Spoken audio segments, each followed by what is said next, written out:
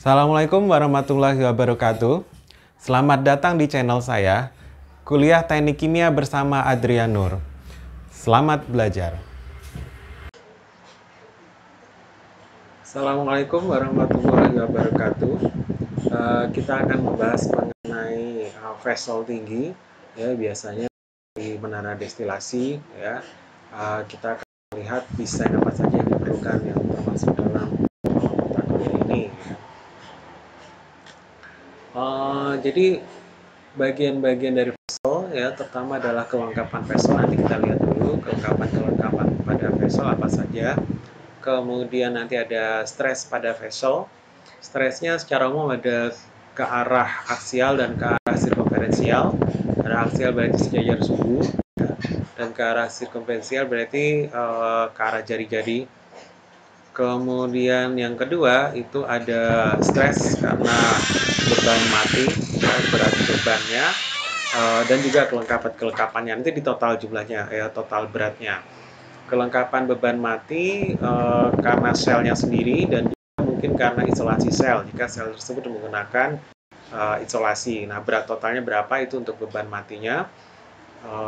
Kemudian ada juga karena kelengkapan attachment-nya, ya, apa saja yang ada di sel tersebut. Misalkan berat tutup atas, ya, pada sel, kemudian berat pipa dan isolasinya. Pipa macam-macam, ada pipa pemasukan, ada pengeluaran, ada pipa cair, ada pipa gas, ya. Kemudian berat tangga, ya, itu juga akan menambah stres pada shell, ya, yang mempengaruhi ketebalan. Kemudian ada platform, ya, kalau menggunakan platform. Kemudian tentu berat tray-nya sendiri, ya, juga tray-nya juga harus kita hitung.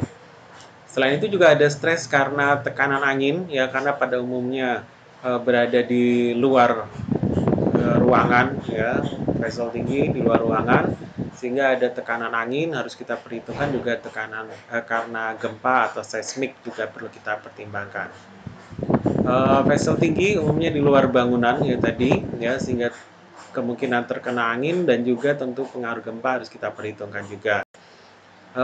Selain itu kelengkapan bejana, ya, karena faktor berat atau beban mati akan mempengaruhi bejana juga, tadi sudah kita pertimbangkan. Nah, untuk tinggi, biasanya kalau untuk tinggi seperti menara destilasi itu tingginya sudah bisa kita hitung, ya, yaitu misalkan dari jumlah platnya, jumlah tray-nya berapa, kemudian jarak antar platnya, jarak itu sudah kita tentukan yang optimalnya, jarak antar tray-nya, maka tinggi total dari sebuah menara destilasi biasanya sudah dihitung, ya, sehingga kita tidak perlu lagi untuk mendesainnya tinggi, ya, sehingga tidak lagi. Nah, yang perlu kita pertimbangkan tinggi nanti adalah tinggi core. Core itu nanti bagian-bagian dari dinding shell, ya, kita pecah-pecah menjadi beberapa courses, ya. Nanti berapa masing-masing courses, ya, butuhnya berapa course, ya, itu yang kita hitung, yang kita desain, ya.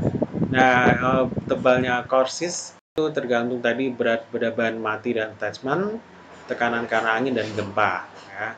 Juga nanti ada desain penyangga, ya, juga harus kita perhitungkan juga. Oke, ini kelengkapannya dari sebuah vessel yang paling lengkap. Dimulai dari paling atas ada tutup atas, ya, tutup atas, kemudian ada pipa gas, kalau ini pipa keluar gas, ya, masuk ke kondenser, kemudian ada pipa input liquid, ya, berupa cairan. Di atas itu biasanya ada apa, platformnya, ya, kemudian ada tangganya juga, tangga menuju ke platform. Nah, itu akan menambah stres pada dinding shell. Kemudian ada pipa input, ya, pipa umpan, ya. Kemudian juga mungkin ada tray-traynya sendiri tentunya, ya. Kemudian ada pipa pemasukan gas, ya, dari reboiler. Kemudian ada pipa pengeluaran liquid, ya, yang di paling bawah itu harus kita pertimbangkan juga. Jadi ini kelengkapan kolom destilasi, ada pipa umpan, pipa uap, ya. Pipa umpan maksudnya yang cair, ya, pipa cair, dan pipa uap isolasinya masing-masing, tutup atas, platform, tangga, ya, tray. Kelengkapan tadi mempunyai dimensi dan berat, ya itu nanti kita hitung beratnya karena akan menimbulkan stres pada dinding sel, ya. Karena itu nanti kita akan menghitung tebal dan tinggi setiap satu korsisnya, ya jadi kita bertahap nanti mulai dari korsis yang atas.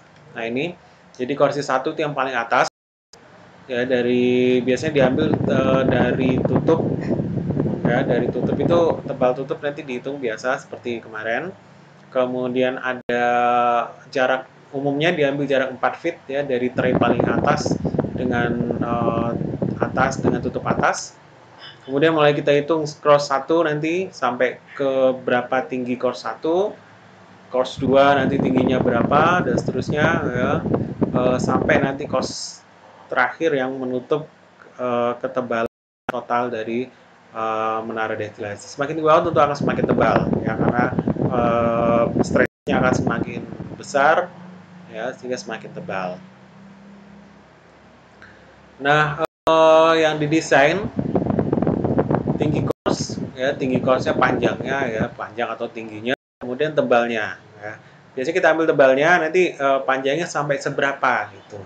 Kemudian jumlah course-nya nanti total ke bawah itu ada berapa course ya. Ini dipengaruhi terutama adalah stres karena proses ya, proses itu tekanan di dalam itu berapa. Kemudian karena operasi kolom ya disebutnya FAP ya. Kemudian karena beban mati itu FDX.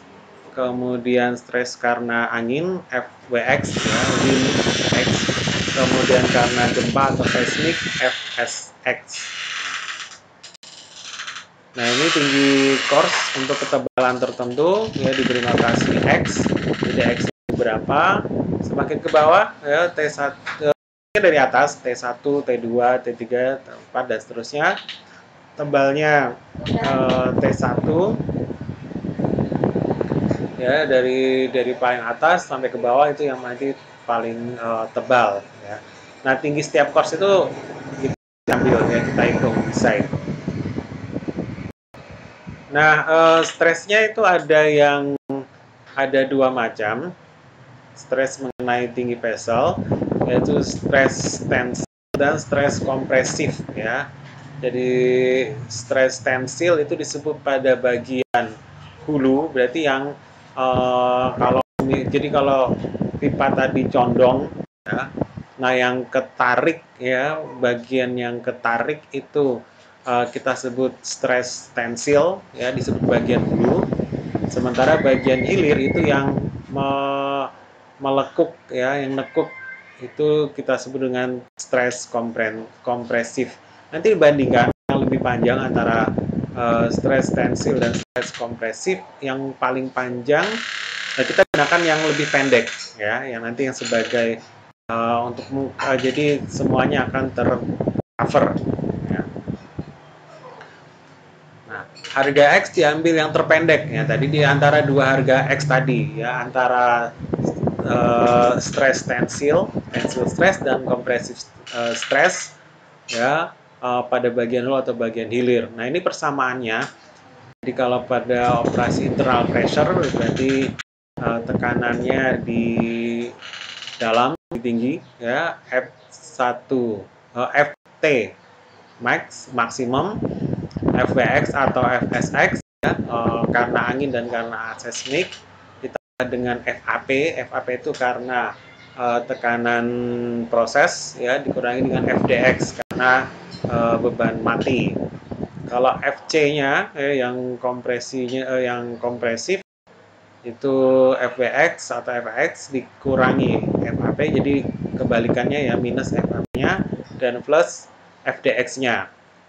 Kemudian kalau dia operasi eksternal berarti misalkan vakum ya, sehingga tekanan di luar lebih tinggi. Itu kebalikannya lagi ya. Kalau yang FT-nya itu yang FAP-nya malah minus dua-duanya, FDX-nya juga minus. Kalau FC max-nya plus FAP plus FDX. Ya, nanti kita lihat persamaannya. Nanti dipilih mana yang harganya paling pendek ya, course-nya itu yang kita pakai.